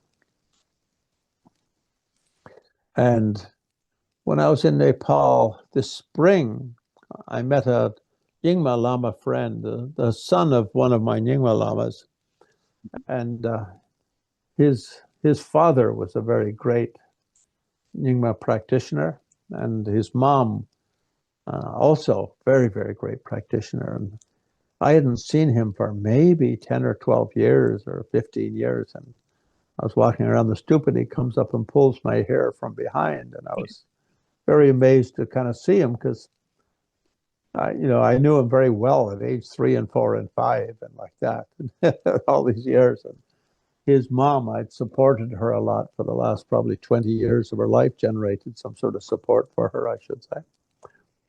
But when she died a year ago, he was there to organize rituals and prayers for her 1-year anniversary of her passing. And so I took him to dinner and he told me and the group of the pilgrimage group I was with of her passing. And she basically sat in meditation for 6 days, did Tukdam for 6 days. She'd done about, I would say, 40 years of strong meditation. She'd done a couple of 3-year retreats in Tibet, not really 3 years in the formal way we think of it, like 3 years, 3 months, 3 days, like the Kagyu do, but the Nyenchen, which means 3-4 years, like that. And then the same thing happened at the time of her passing. Then the one drop comes hair and another drop comes from the other lower orifice. The head moved a little bit. And for 6 days, even though she died in like May, which is super hot month in India, not the slightest odor from the body. Usually when a body dies, within an hour, the smell of death is there. I mean, it's such a powerful aroma. Sure. And, we instinctually have an aversion to it. Like most people, if they smell it, they almost vomit from it. It's so strong. But after 6 days, not the slightest. And, they were sending messages back and forth to the Dalai Lama every day on how she was doing, because she was very close disciple of the Dalai Lama as well. Her name, Tenzin Dolkar, was given by the Dalai Lama, actually. And so after then 6 days or so, then they took her out and did the cremation and stuff like that. So the Tukdam really means holding the mind in clear light at the time of death. And it's usually done for the benefit of the students. So they all get to come and say goodbye and you still look kind of nice. And you see the power of meditation, the power of conscious death, conscious dying. And I would say, I had about 30 teachers roughly in my years in India. Probably only 3 or 4 are left alive. The others are all long past. Every single one of them sat in Tukdam at the time of death. Some for 3-4 days, some for 2 or 3 weeks, 4 weeks, like that. And in every case, the time doesn't indicate the realization of that practitioner. It really has to do with how do they want to say goodbye to their students, okay. And how are they timing with the next step in their spiritual activities on the basis of the bodhisattva aspiration to be of great benefit to all living beings. Okay. And the Dalai Lama once said he's been asked by many scientists, because he had scientists do readings on the Tummo meditators and the holding your breath for extended periods of time meditators, and compassion meditators, and samadhi meditators, and all these things. And he said, well, I've been asked by many scientists, can't you do something with the Tukdam? And can we do a study of Tukdam? And Dalai Lama said, and he just said it in a sort of general way, not as part of a teaching, but at a gathering. He said, what I'm nervous about is if I ask someone to do that, then they would have to put a science group with this Lama for like the last days, weeks, months, or years of his life. Sure. And then, of course, these lamas, they'll feel, well, by staying alive, I'm inconveniencing everyone. I have to die soon. For them to study, after like 5 years of being there, they'll say, wow, I hope this codger soon does it. So Dalai Lama said, because everyone looks at me as Dalai Lama, and if they think I want something to happen, they'll try and make that happen. He said, so it's a little bit of a conflict. Conflict, yeah. That makes sense. Yes, but there is lots of reports on it, and lots of lamas now have died in hospitals and like that. Yeah. But Tibetologist in Dunedin, New Zealand, 18 years there, 18 days of Tukdam in the hospital. And many of my friends were there, and would visit daily to kind of say their goodbyes and all that. And one of my own lamas died in Dharamsala when I was there, and he sat for 3 days, and all of his students all could visit once a day and just sort of meditate for a few minutes in front of his meditating body. Very interesting. The other phenomenon they talk about is rainbow body. That's a whole different approach, I guess. Yeah, rainbow body is a little different, and the idea is our physical body is really just energy.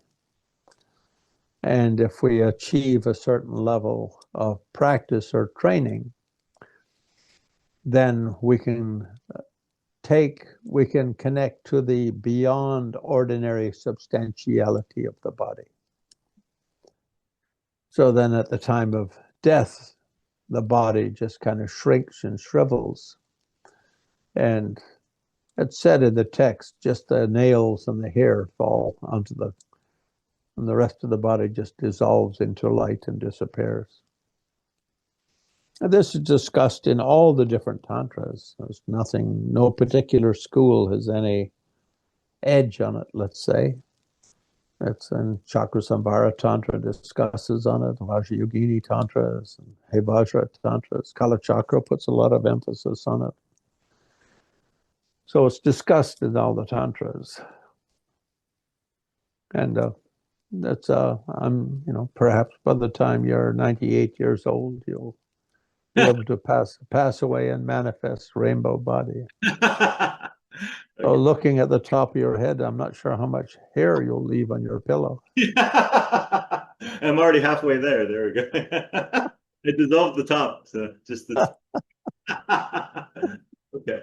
Okay, a couple other questions I have. One question was, you mentioned a few times about these 4 times a day. So you talked about sort of the death simulation, these generation and completion stage practices, and you mentioned several times 4 times a day.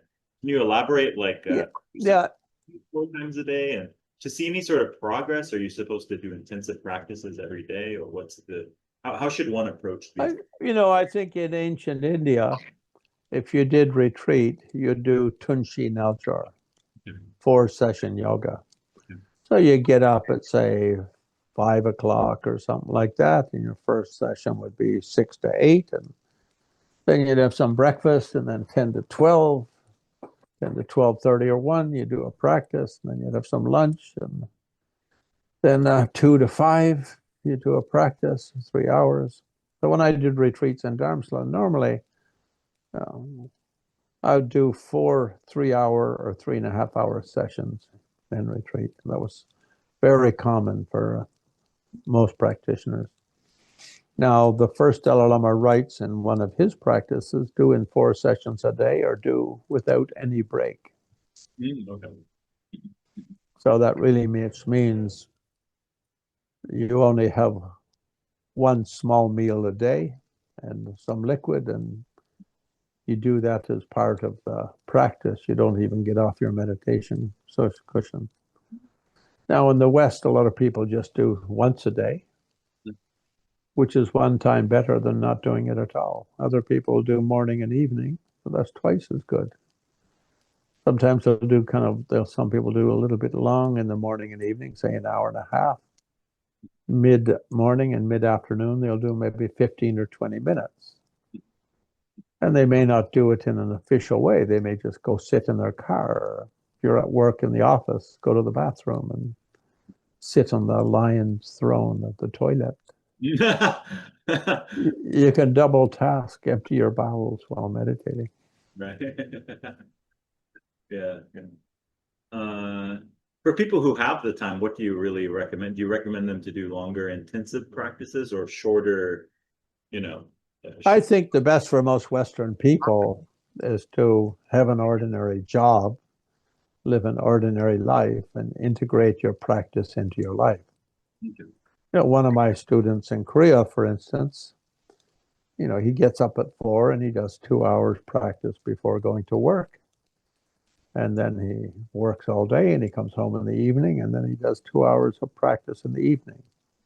Now, he's got an understanding wife and his kids are kind of grown up, so he can get away with that.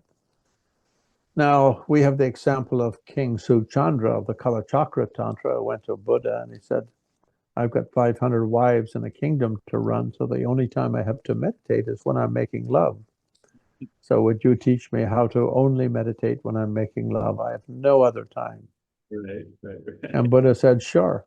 So we can make love for 2 hours in the morning, make love for 2 hours in the afternoon, maybe have a mid-morning, mid-afternoon quickie.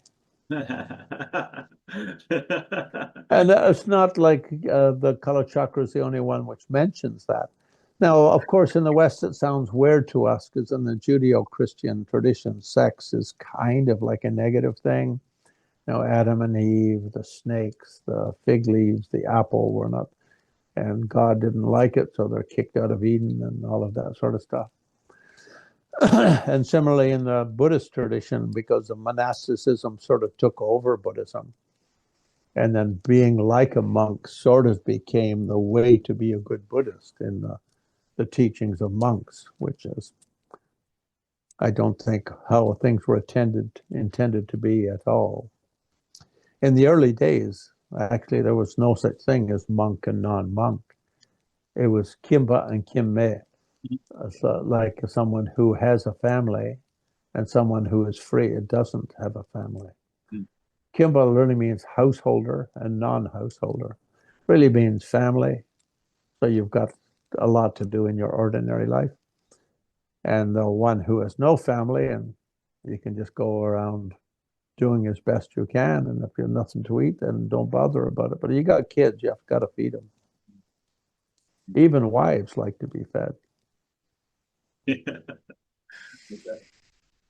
So same with the Guhya Samaja Tantra. It said King Indrabhuti went to Buddha and said same kind of story. I'm running a kingdom and I've got an army and I've got a country to run and I'm a judge in civil cases and have to prevent famine and defend against invasion and keep all those responsibilities. Plus I've got, a few hundred wives and more than that in kids. And the only time I have to meditate is when I make love. And I think this is purposely said, not that this is like Buddha's recommending that that's how we meditate. Sure. Or that the writers of those transcribers of those tantras are saying that, but it's really saying you can meditate anytime. You don't have to make a big deal about it. You can be making love and meditating. And the reason why making love and meditating is more easy than, say, when you're driving a car, is if you're driving a car and you suddenly slip into an altered state of consciousness, it could be a little dangerous. Right. Whereas when you're making love, if you slip into an alternated consciousness, you'll come out of it and your wife will say, "Oh, Ryan, that was so nice. What happened? You were much better than usual. Have you been..."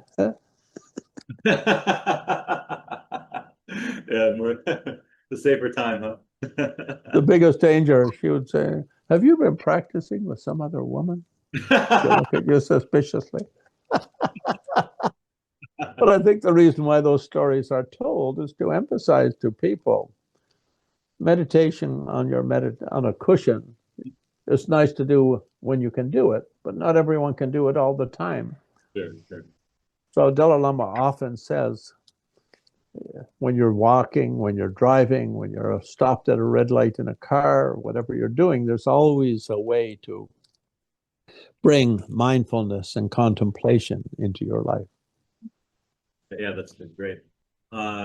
If I have, do you have a little bit more time? I have two more questions if you have time. Two quick questions, actually. Sure. Okay. One quick question I have is another hot topic issue is the dark retreat. You see this like, I mean, within the past 2 years, it seems like Yeah, it's. this really comes from the Kalachakra Tantra. So in Kalachakra Tantra, you do two kind of main meditation sessions. One is in a completely dark room. You cover all the windows and all of that and have it 100% dark. And there's a way to meditate. And then how do you do it in the daylight time, which mostly has sky gazing is the way. And so this is taught by Buddha in Kalachakra Tantra. And traditionally, it was for Kalachakra, not really associated with Bardo and this sort of stuff. Nyingma's kind of integrated it into the Bardo Tudol tradition of 49 days and the 49 day. But that's kind of a later addition. Now, it might even be coming from Bonpo, because in Nepal, the Bonpos were the first to start doing it as a traditional practice in general, where you could, one of the monasteries there had a dark room space where you go in for 49 days. And the only way you know how many days you'd been there is you had to remember how many meals had come in through the little space thing. Yeah. And your food is passed in, your pee-pee poo-poo goes out in a pot the next morning kind of thing. Yeah. And so Kalachakra, I just finished doing about a 20-week series on Kalachakra with my Korean Sangha, Maitreya Sangha in Korea, and with translations into, I don't know, about 20 people from Russia did it, and a bunch of South Americans and Europeans and stuff. But it talks about the special way to do those practices during the day and during night. And it's become a little bit bigger in modern Jonangpa. Mm-hmm. And I think one reason for this is in Tibet, and I had a discussion with one of my Lama friends in India many years ago, like different schools of Tibetan Buddhism, sort of, because monasteries all support themselves by their high lamas or tulkus traveling, giving initiations, and the gathering all goes back to support their monasteries and retreat centers and all that. So they started this, Kargyupas will mainly give blah, blah, blah initiations, and Sakyas will mainly give blah, blah, blah initiations, and Jonangpas will mainly give blah, blah, blah initiations, and Gelugpas, blah, blah, blah, Kadampas, blah, blah, like that. And so it sort of became a little bit like specialists. So it's a way that you could participate with lamas of all different schools, still support them and show respect to them, but you still mainly do your own practice. So I think as so with the Gelugpa, for instance, these days, most people emphasize Yamataka in the morning and Vajrayana or Chakra Samvara at night. And little practices like Tara, Shenazis, those kind of things, whenever you can fit them in. And different lamas do different emphasis. So Nyingmas mostly do Vajrakilya, the Purpa, Dorje Purpa, and Truma, Black Yogini. So it's a little bit like Yamataka, Vajrayogini, or Chakrasambhara. And I think Sakyas mainly give Hey Vajra and do like that. And it's because of kind of people trying to make a kind of a way in which all the different schools can connect with everyone, while at the same time you'll still retain your own main practices. And so these days, Jonangpas had become a very small sect in school, because the first Dalai Lama was one of the 5 6 main disciples of Bodoncholi Namgyal, the great Jonangpa Lama. So a lot of Jonangpas became Gelugpas in his time. And then later, another of the Jonangpa school kind of wandered into the Karma Kagyu. And we're kind of during the wars, I think, with Karma Kagyu, the expansionism, and the king of Shigatse, Karma Kagyu, Karma Tenkyong was his name, sort of taking over other valleys and sort of pushed them into the Karma Kagyu camp. And that then nobody minded. It was okay by them.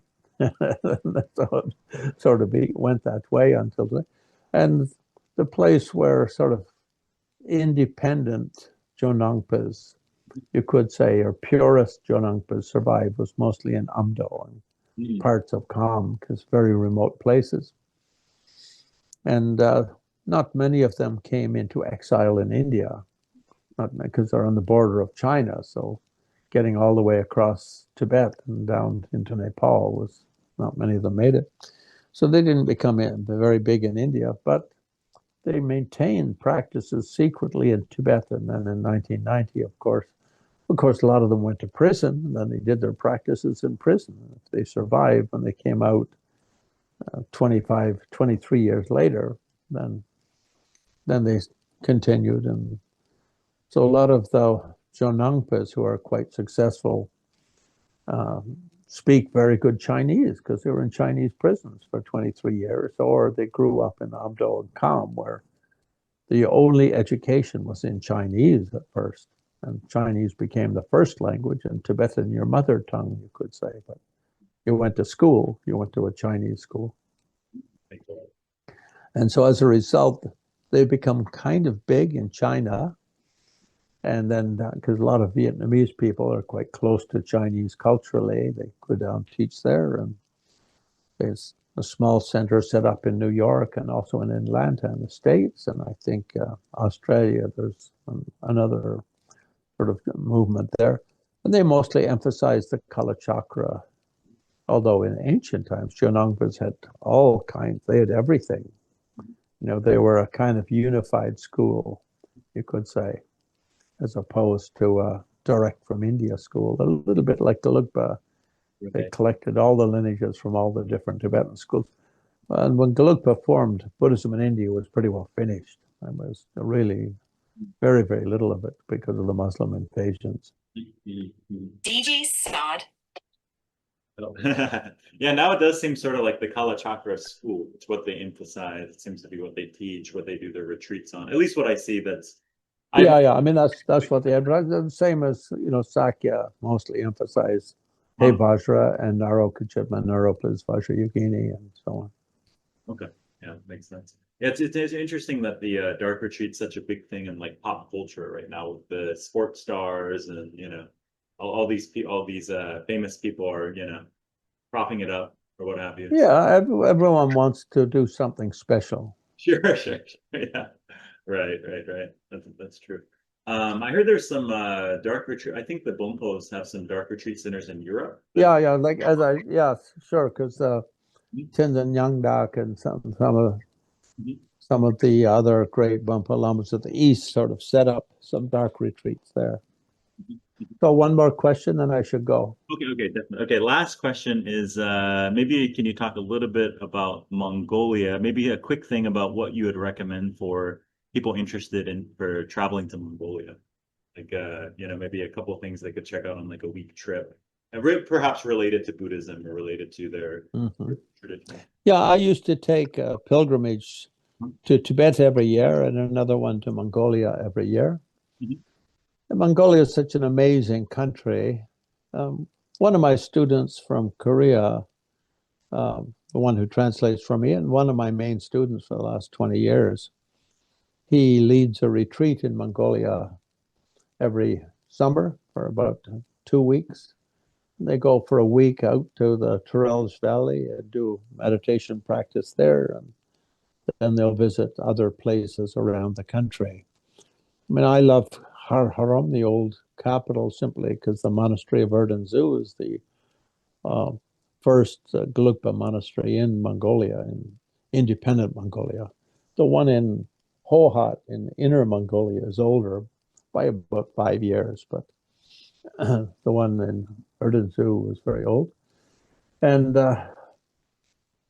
I love I've made a video of what is it called? Shambhala in the Gobi, which is on YouTube. If you look it up, my name, Shambhala in the Yogi, is about the sort of the Kala Chakra Center. An eccentric Lama in the early 1800s built 12 or 13 monasteries and retreat centers. That was his Kala Chakra Center. And so it's become very mystical for Mongolians because they associate Mongolia with Kala Chakra. Yeah, because the old texts say in the center is Bagaya, to the south is Puta Shen or Potala, the mountain of Shenrezi. In the west is Uddiyana and Amitabha. In the east is Manchushri, which today people think of that as Utashen, the 5-peak mountain in China. And in the north is Shambhala. So they think of them as that. So that places they think of as a portal to Shambhala.